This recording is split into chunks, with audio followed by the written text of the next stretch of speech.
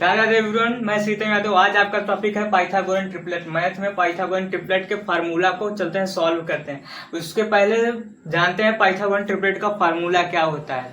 चलिए शुरू करते हैं। पाइथागोरन ट्रिपलेट का फार्मूला आपका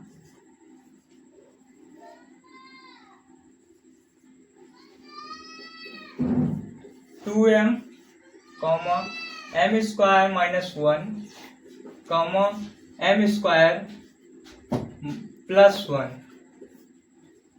इस फार्मूले को फाइंड करते हैं। ये होता है पाइथागोरन ट्रिपलेट का फार्मूला।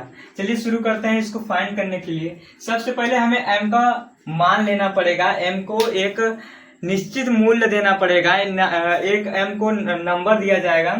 m का नंबर मान लेते हैं हम 40। 2m का नंबर मान लेते हैं 40। फिर m का वैल्यू निकाल लेंगे। 2m इक्वल टू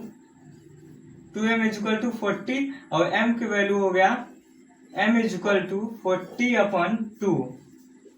ये कट गया, ये 20 आया।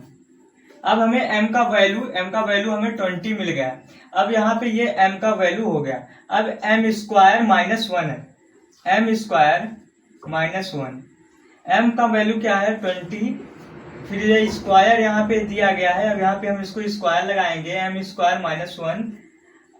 फिर m जो ये 20 स्क्वायर है इसका हम वैल्यू निकालेंगे। 20 स्क्वायर का वैल्यू होता है 400 माइनस 1।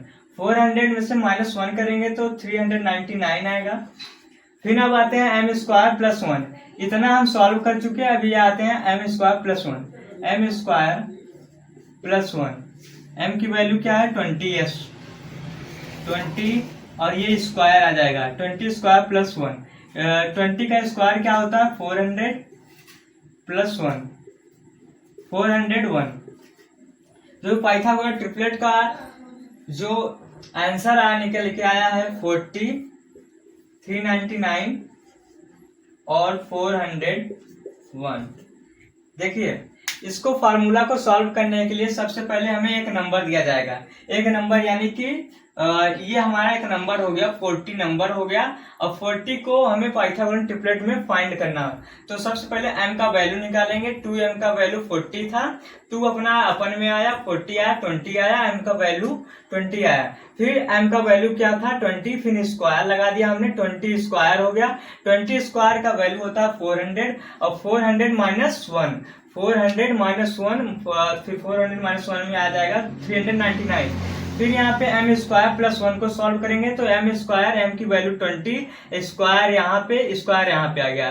20 स्क्वायर का वैल्यू होता है 400 प्लस 1। तो इसका 400 प्लस 1 हो जाएगा 401। इसका एग्जैक्ट वैल्यू 499, 401 आया। जय हिंद दोस्तों।